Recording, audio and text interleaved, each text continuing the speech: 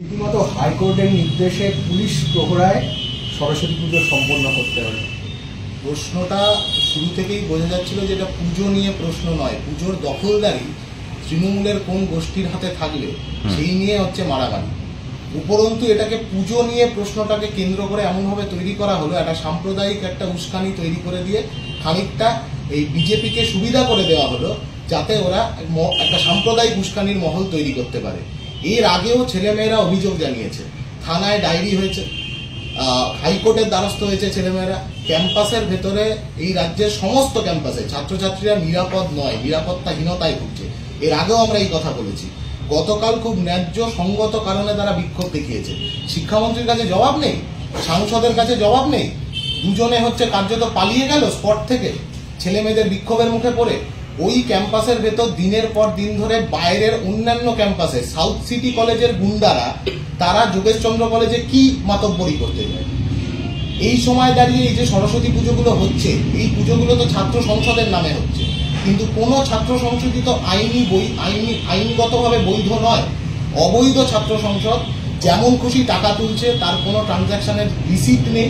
ছেলে মেয়েদের থেকে টাকা তুলে একটা কাটমানি জেনারেটর তৈরি করেছে ক্যাম্পাসের ভেতরে, পুজো, সোশ্যাল, ফ্রেশার্স, ফেয়ারওয়েল এই সবটাকে কেন্দ্র করে। আমরা তার বিরুদ্ধে লড়ছি। আমরা এর আগেও বলেছি যে নিরাপত্তাহীনতায় ছেলেমেয়েরা ভুগছে ক্যাম্পাসের ভেতরে। মুখ্যমন্ত্রী শুনলাম রিপোর্ট চেয়েছে, আগে শিক্ষামন্ত্রীর রিপোর্টটা নিক। শিক্ষামন্ত্রী কি ক্যাম্পাসের ভেতরে নিজের গুন্ডা, নিজের মাস্তানদেরকে জায়গা করে দিচ্ছে এই মাতব্বরি তৈরি করবার জন্য? আগে সাংসদদের রিপোর্ট নিক, কোন সাংসদের কোন চেলা, কোন কাউন্সিলরের কোন চেলা এই ধরনের মাস্তানির গ্যাং তৈরি করে ক্যাম্পাসের ভেতরে মেয়েদেরকে ধর্ষণের হুমকি দিচ্ছে, সেই রিপোর্টটা আগে মুখ্যমন্ত্রী নিক। মেয়েরা কালকে গোটা রাজ্যের কলেজ ক্যাম্পাসের একই ছবি। ক্যাম্পাসের ভেতরে এই তৃণমূলের মাতব্বরি, এই তৃণমূলের দাদাগিরি ক্যাম্পাসের ইউনিয়ন রুমগুলোকে দখল করে রেখেছে। 8 বছর ধরে কোনো ছাত্র সংসদ নির্বাচন হয়নি আমাদের রাজ্যে। আমরা বারবার বলছি এই মাতব্বরি বন্ধ করতে গেলে ছাত্র সংসদ নির্বাচন অবাধ গণতান্ত্রিক উপায়ে ছাত্র সংসদ নির্বাচন করতে হবে।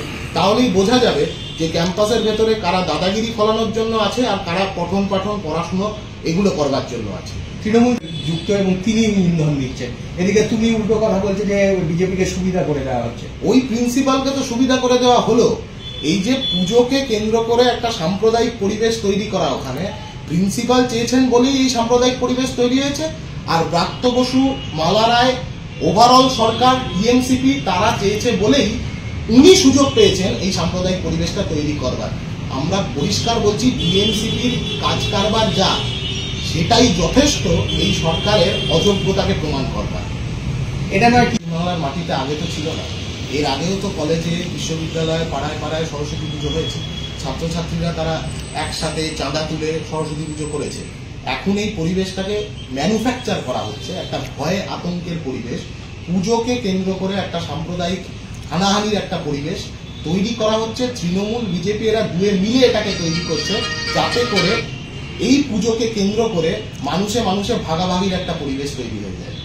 এর বিরুদ্ধে লড়তে হবে, ছেলে মেয়েদের নিরাপত্তার জন্য লড়তে হবে। ক্যাম্পাসের ভেতরে ছাত্র সংসদ নির্বাচন ছাড়া আর কোনো উপায় নেই এই তৃণমূলের মাতব্বরি এবং বিজেপিকে সুবিধা করে দেওয়ার মাতব্বরি বন্ধ করা।